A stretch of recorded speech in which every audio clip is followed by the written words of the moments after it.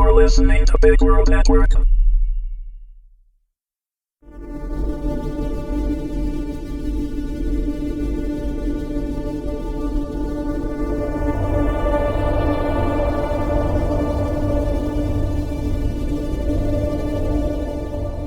Kai's Inquisition, The Blight of Shadowfall, Season 2, Episode 12. Written and read by Ton Perkowski.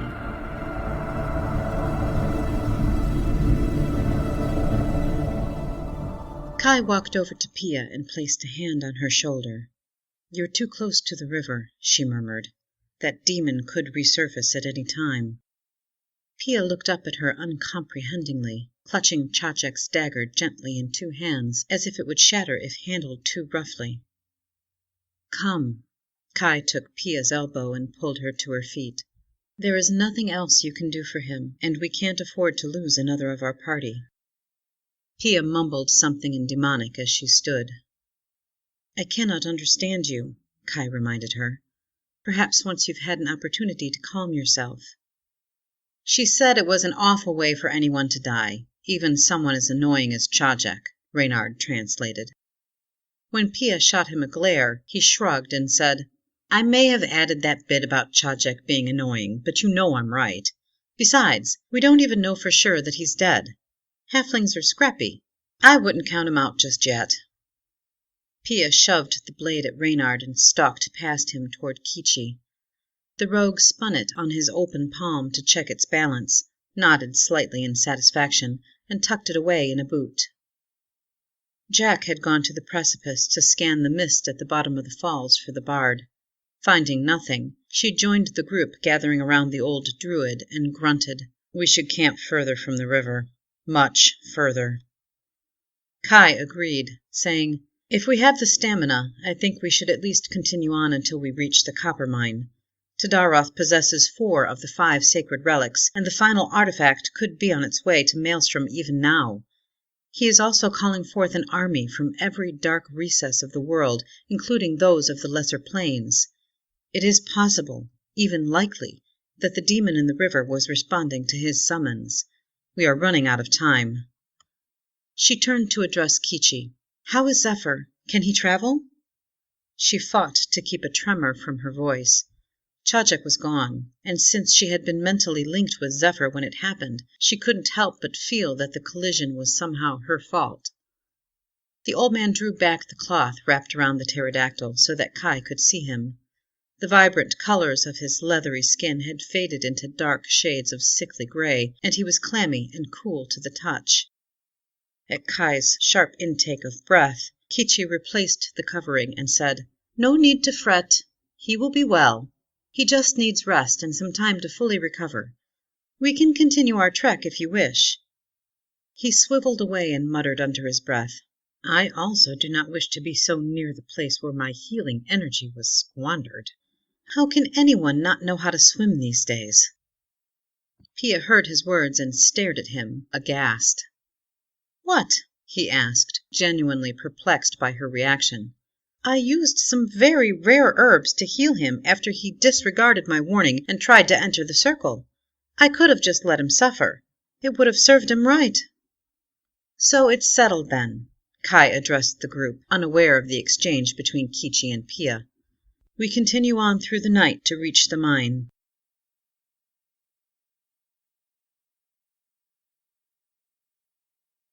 This time, Jack and Kichi led the way through the humid jungle, where even the faint light of the twin moons struggled to penetrate. The others quietly lagged behind them, each lost in their own thoughts. "I didn't like him much," Jack admitted, "but I didn't wish him dead." "I wouldn't be too concerned. He did not carry the mark, and that means he was not a necessary component of this mission." "That sounds cold even to orc ears." Kichi shrugged. "It is the truth. How it sounds is irrelevant. Do you think the bard would have mourned your passing?" "I don't know," Jack admitted. "Probably not." A shadow skimmed across the center of the clearing in front of them. Jack halted in place and reached up to rest her hand on the hilt of her falchion. "Wait, I saw something." Most likely just a bird. Kichi dismissed her with a wave of his hand and kept walking. It was too big, Jack hissed. Get your skinny butt. She was interrupted by flapping wings and a thump as something heavy landed within the glade. She tried to grab the old druid by the back of his filthy robe and yank him from the clearing with her free hand, but only managed to capture a few strands of his dirty green hair. She drew her blade and charged forward, intending to put herself between Kichi and whatever had touched down in front of them. As she entered the clearing, a massive gorilla creature stood hunched over on all fours, but it had wings that were spread wide, and it bared its teeth at her just as a second creature, almost twice as large, landed beside the first. She shoved Kichi behind her and held her sword before her defensively. "You will come with us," the larger gorilla spoke, his tone inviting no arguments. Kai, Reynard, and Pia stepped into the glade behind Jack, weapons at the ready. "We shall do no such thing," Pia retorted. She began to chant, only to have the wind knocked from her as another winged gorilla dropped from the sky and sent her sprawling. "Our king commands it," a fourth gorilla grunted as it landed beside Kai, startling her enough that she carelessly released an arrow into the surrounding trees. Reynard slipped behind a tree, internally debating the best direction to run. He was almost immediately pulled from hiding by the creature nearest Kai. A fifth winged gorilla, this one an immense silverback, gracefully landed in the center of the clearing and folded its wings against its back. "Our king demands an audience. Come with us now, or die where you stand." He spoke in a deep, growling voice which complemented his menacing appearance. Kai looked around. Kichi was crouched behind Jack. Pia was slowly regaining her feet, and Reynard dangled helplessly from a gorilla's fist. They were in no position to refuse these creatures anything. "Who is your king?" she asked, hoping to buy them some time. "You will see. Our orders are clear. Choose. Come and live, or refuse and die." "We will come with you," she said. The words tasted bitter on her tongue, and she kept her gaze on the silverback, refusing to meet the eyes of her companions. The gorilla grunted an order, grabbed Jack around the waist, and sprang into the air while smoothly unfurling his wings. Jack barely managed to hang on to her falchion as she was catapulted upward, held securely in the creature's grip. The other winged gorillas followed suit, each seizing a member of Kai's group and taking to the sky. It was only when they began flying north, in the direction of Tadaroth's keep, that Kai understood the gravity of her mistake.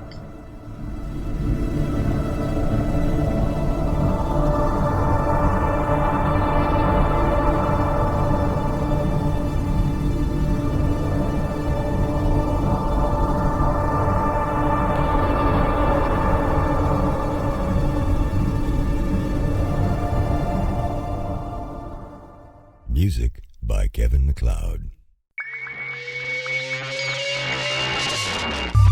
You're listening to Big World Network.